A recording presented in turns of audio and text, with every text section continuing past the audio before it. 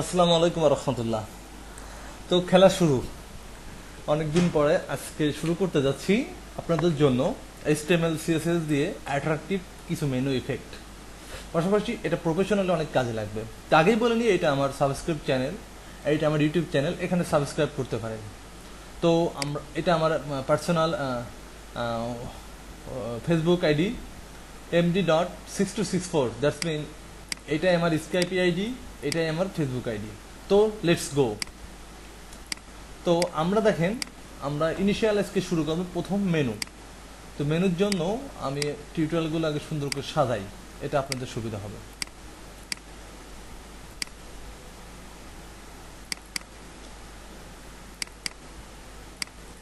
ওকে, তো এখানে আমি একটা ফোল্ডার করি মেনু। ওকে,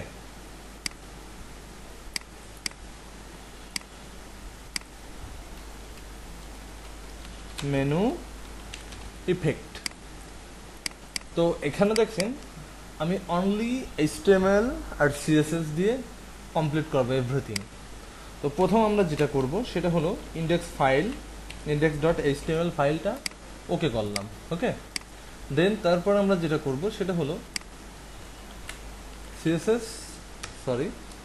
স্টাইল ডট সিএসএস ফাইলটা ক্রিয়েট করলাম। নেক্সট যে কাজটা আমরা করব সেটা হলো এই ফোল্ডারটাকে আমরা সাবলাইম টেক্সট এডিটরে নিয়ে যাব।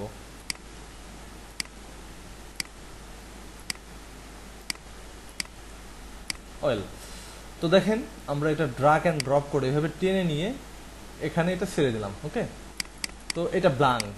তো আমরা সাবলাইমে ইমিট ইউজ একটু টেক্সটটা বড় করি যাতে সবাই বুঝতে পারি আমরা। তো আমরা HTML5 লেটেস্ট ভার্সনটা আমরা ইমিট দিয়ে কল করলাম। আজ আমরা যেটা করব সেটা হচ্ছে HTML5 and CSS3 menu effect. ওকে, তো আমরা CSS ফাইলটা এখানে লিঙ্ক করে দিই,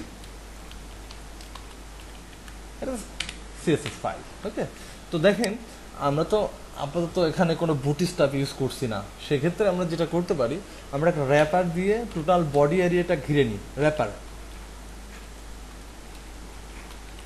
র্যাপার এরিয়া, ঠিক আছে। তো দেখেন এবার আমরা র্যাপার এরিয়ার ভিতরে এখন করব হচ্ছে মেনু। তো আগেই বলিনি, র্যাপার এরিয়া মনে করেন অ্যাজ লাইক যখন বুটস্ট্র্যাপ করবেন লাইক কন্টেনার, ঠিক আছে। তো আমরা মেনুর ভিতরে আমরা যেটা করতে পারি সেটা হলো একটা ক্লাস নিতে পারি। ক্লাসের নাম দিই মেইন মেনু, দেন ন্যাব, এটা HTML5 এর ট্যাগ ন্যাব, দেন ইউএল, দেন এলআই। আমরা কয়টা এখানে অ্যাড করব, আমরা এখানে অ্যাড করলাম হচ্ছে 9টা, ঠিক আছে। দেন এ দিয়ে HREF দিয়ে প্রত্যেকটি মেনুর অ্যাগেনস্টে আমরা হ্যাশ ক্রিয়েট করি। হ্যাশ ক্রিয়েট করে এবার আমরা এখানে ইচ্ছা করলে সেকেন্ড ব্র্যাকেট দিয়ে মেনু টেক্সট, কি লিখলাম, মেনু টেক্সট। তো মেনু টেক্সট লিখে আমরা যদি ট্যাব প্রেস করি আমাদের মেনু হয়ে গেছে। অতি দ্রুত মেনু করলাম, ঠিক আছে। তো আমরা প্রথমে সিম্পল মেনুটা দেখাই। তো ইচ্ছা করলে আমরা কিন্তু এগুলো চেঞ্জও করতে পারি। আমরা যেটা রাখবো এটা না, আমরা এখানে দিতে পারি হোম, তারপর দিতে পারি অ্যাবাউট, দেন তারপরে আমরা দিতে পারি পোর্টফোলিও, এবার আমরা দিতে পারি টেস্টিমোনিয়াল, দেন আমরা দিতে পারি প্রজেক্ট, ঠিক আছে। পোর্টফোলিও এগুলো সব এস হবে। দেন এবার ব্লগ, দেন এবার আমরা পেজেস নামে একটা মেনু করবো, লাইক থিম ফরেস্ট স্ট্যান্ডার্ড মেনুটা করার ট্রাই করছি। এইভাবে করলেই ভালো হয়, পেজেস নামে অপশন থাকলে অন্যান্য পেজগুলো অ্যাড করতে পারবে। এবার করলাম হচ্ছে কন্টাক্টের পরে এবার লাস্টে যেটা করব সেটা হলো ইউরো পেজ অথবা আদার্স নামে একটা পেজ করি। ওকে, তো এইটুকু করে ফেললাম। এটা করার ফলে আমরা এখন সেম এইটুকুকেই আমরা CSS এ কল করব। তার আগে আমরা ডিসপ্লেটা দেখে নিই যে আসলে আমাদের আইটেমগুলো ঠিকভাবে যা লিখছি সেটাকে রিপ্রেজেন্ট করতে পারছে কিনা। পারছে। তো আমি একদম ইনিশিয়ালি থেকে দেখাচ্ছি এই জন্য, কারণ নেক্সট টাইমে আমার যে টিউটোরিয়ালগুলো দেখবেন এই মেনুগুলো দেখলে আপনাদের অনেকটাই সহজ হয়ে যাবে টিউটোরিয়ালগুলো দেখতে। তো লেটস স্টার্ট ফর CSS। আমাদের HTML এর কাজ শেষ। এবার আমরা চলে আসি এখানে। এখানে যে প্রথম আমরা যেটা করতে পারি সেটা হচ্ছে যে বডিটা আছে সেই বডির ভিতরে আমরা কিছু কাজ করে নিতে পারি। যেমন বডির মধ্যে আমরা ছোট্ট একটা ব্যাকগ্রাউন্ড সেট করব। তো ব্যাকগ্রাউন্ডটা হতে পারে F5 F5 F5 F5 F5 দেওয়ার কারণে যেটা হলো, ভালো করে লক্ষ্য করুন, এটা সাদা আছে, এখন কিন্তু সাদা নাই, একটু হলেও কালারটা চেঞ্জ আসছে। চেঞ্জটা লাগবে, কেন দিলাম পরে বুঝতে পারবো। এবার আমরা যেটা করব সেটা হলো র্যাপার, WRAPPER, র্যাপার এরিয়া। তো র্যাপার এরিয়া কিনা আমরা দেখে আসি ক্লাসটা র্যাপার এরিয়া। অবশ্যই কপি করলে এটা ভালো হবে, কারণ ক্লাসের ভিতরে যদি স্পেলিংয়ে প্রবলেম থাকে তাহলে এগুলো আমরা সলভ করতে পারবো। ওকে, তো র্যাপার এরিয়ার ভিতরে আমরা বুটস্ট্র্যাপের যে হোয়াইট 1170 এটাকে মেনটেন করি। এটাকে মেনটেন করলে যেটা হবে, তো দেখতে পারবেন আমাদের কোনো সেন্স নাই, কিন্তু অ্যাকচুয়ালি কিন্তু এখানে 1170 এই পর্যন্ত নিয়ে নিয়েছে। তার প্রমাণস্বরূপ বলা যেতে পারে, আমরা রেসপেক্ট করি আমরা বডির ভিতরে র্যাপার যে এরিয়া লুক দেখছেন চলে আসছে। এই যে এখানে এই হলুদ দাগটুক হচ্ছে ফাঁকা এরিয়া। ফর এক্সাম্পল এখন র্যাপার এরিয়া 1170, দেন যদি আমরা মার্জিন অটো দিই, দেখেন এবার কিন্তু ঠিকই সে মাঝখানে অবস্থান করছে। ওকে ওকে, তো আমরা র্যাপার এরিয়াটাকে আমরা যেটা করতে পারি সেটা হলো আমরা ব্যাকগ্রাউন্ড এখানে দিয়ে দিই, ব্যাকগ্রাউন্ডে সাদা দিই, আরো সুন্দর লাগবে দেখতে। ওকে, দেখছেন সাদা দিছি, সুন্দর লাগছে। ওকে, তো আমরা এইটুকু এখান থেকে কপি করি, Ctrl+C, লেটস এবার এখানে আমরা এটা পেস্ট করি। ঠিক আছে, ওকে, তো এইটুকুর কাজ শেষ হলো আমাদের। এখন আমি অ্যাজ লাইক অ্যাজ থিম ফরেস্টে যেভাবে মেনু করি সেভাবে এখন আমরা সিস্টেমগুলো দেখানোর ট্রাই করি।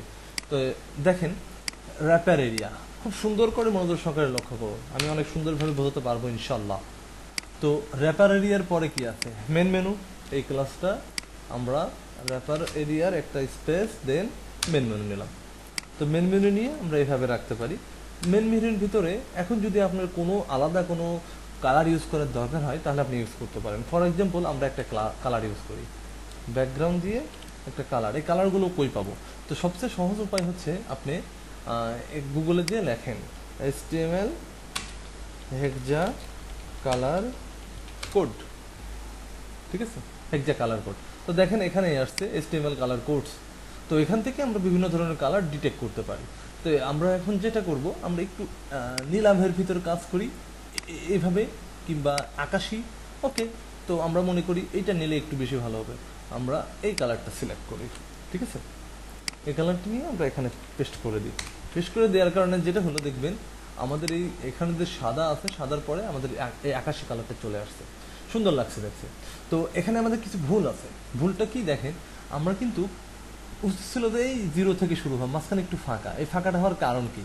কারণটা হচ্ছে আমরা এখানে রিসেট ভ্যালুটা ইউজ করে নিই। রিসেট ভ্যালু বলতে এই স্টার দিলে এটাকে রিসেট ভ্যালু বলে। রিসেট ভ্যালুর ভিতর আমরা কি দেবো দেখেন, মার্জিন 0 দিই। ঠিক আছে, আর প্যাডিং 0 দিই। এটা দিলে যেটা হবে দেখবেন আমাদের এইখানে ফাঁকা থাকবে না, আমাদের 0 থেকে মিলে গেছে। ঠিক আছে, ওকে। তো নেক্সট আমরা যেটা করবো, এই ডট ডেট এটা কিন্তু ভালো লাগছে না, তো এটাকে আমাদের রিমুভ করতে হবে।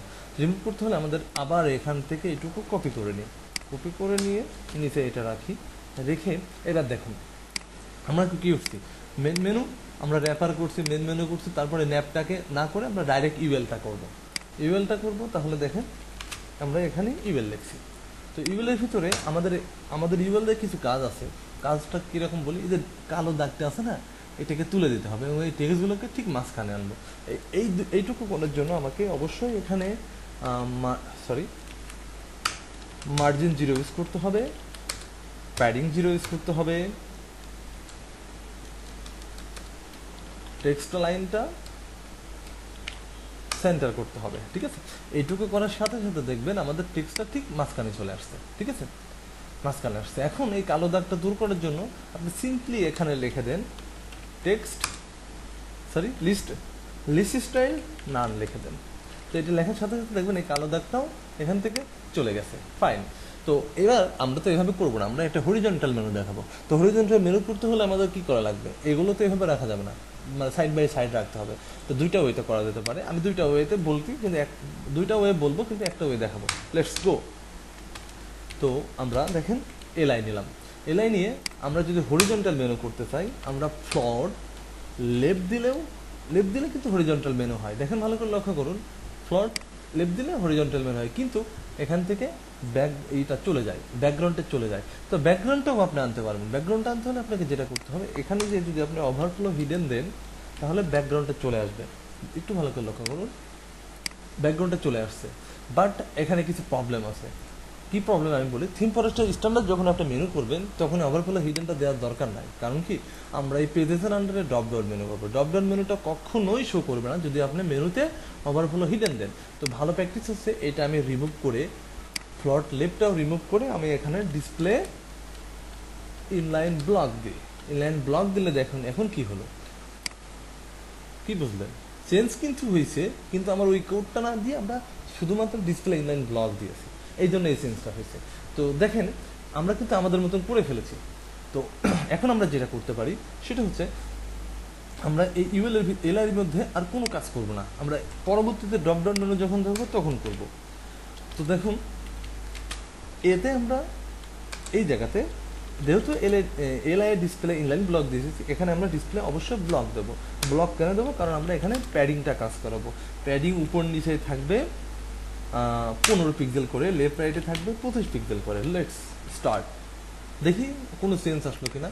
অবশ্যই চেঞ্জ আসছে এবং মোটামুটি একটা লেভেলে গেছে, ঠিক আছে। তো আমরা এভাবে থাকার পরে আমরা এখানে আরও কিছু চেঞ্জ করবো, কালারটাকে চেঞ্জ করে ফেলি। কালার চেঞ্জ হয়ে গেল। এবার নিচের একটা দাগ আছে ডিসপ্লে, ওকে, ডেস্ক ডেকোরেশন নান, এটা করলে নিচের দাগটাও চলে যাবে। আমরা দেখি নিচের দাগ আছে, চলে যাবে, সাদা হয়ে যাবে। রিলোড দিই, ওকে, অনেক সুন্দর হয়েছে। তো আমরা ফন্ট যা আছে এনাফ, আমরা চাচ্ছি টেক্সট ট্রান্সফার আপার কেস করে দিই। আমরা দুইটা সিস্টেম দেখাবো কিভাবে, দেখেন টেক্সট ট্রান্সফার আপার কেস, ঠিক আছে। আপার কেস দিলে কি চেঞ্জ আসে এটা আপনি ডিপেন্ড করবে। আপনি যখন কোনো কিছু করবেন, পিএইচডি করতে পারেন, কোনো সাইট থেকে সাইট করতে পারেন, তখন আপনি এগুলো সুন্দর করে সাজায় নেবেন। তো আমি এইটা দিলাম, এইটা দিলে দেখুন সবগুলো বড় হাতের অক্ষর হয়ে গেছে। আশা করি এগুলো আপনারা সহজেই বুঝতে পারবেন। তো আমরা যদি এখানে একটু চেঞ্জ করে দিতে পারি, কন্টাক্ট আস দিই, তাহলে আরেকটা জিনিস আমি সুন্দরভাবে বোঝাতে পারবো। কেমনে? এখন কন্টাক্ট আস আসছে, তো আমি যদি এভাবে না দিই, আমি চাচ্ছি প্রত্যেকটি ওয়ার্ড শুধু প্রথম অক্ষরটা বড় হাতের আসুক, প্রথম ওয়ার্ড লেটারটা। তো সেক্ষেত্রে আমরা আপার কেস না দিয়ে দেবো হচ্ছে ক্যাপিটালাইজ দিলে দেখেন এখন কিন্তু সবগুলো বড় হাতের করে আসছে, ঠিক আছে। এখন যদি আপনি ভুল করে এখানে আজটা ইউটা ছোট হাতেরও দেন, তবুও এরা বড় হাতের অক্ষরে ধরে নেবে, কোনো সেন্স নাই, ঠিক আছে।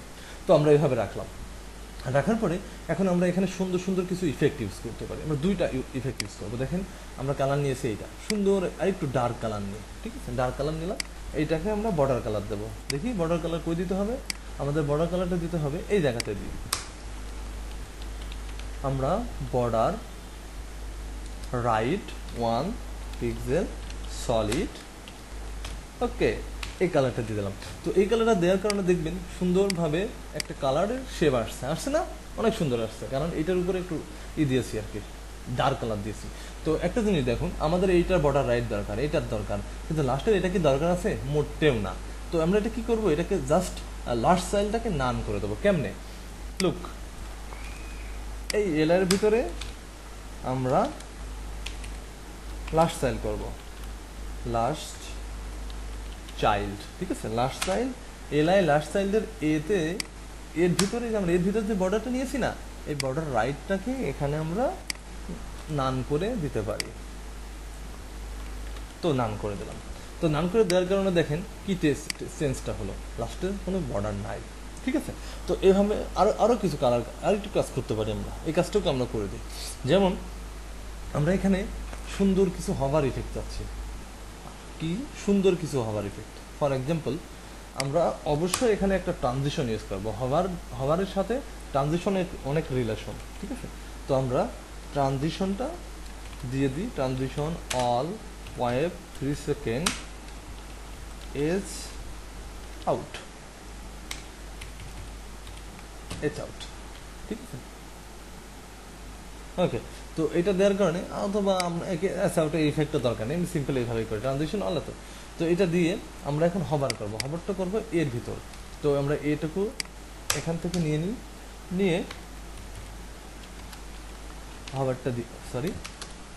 হভারটা দিলাম, হভারটা দিয়ে আমরা এখানে ব্যাকগ্রাউন্ডটা চেঞ্জ করা দেখাবো, যে হভার করলে অর্থাৎ মাউস ধরলে এই ব্লকের ভিতরে যে বর্ডারের চারপাশে যে স্পেসিং আছে এটা আলাদা একটা কালার হবে।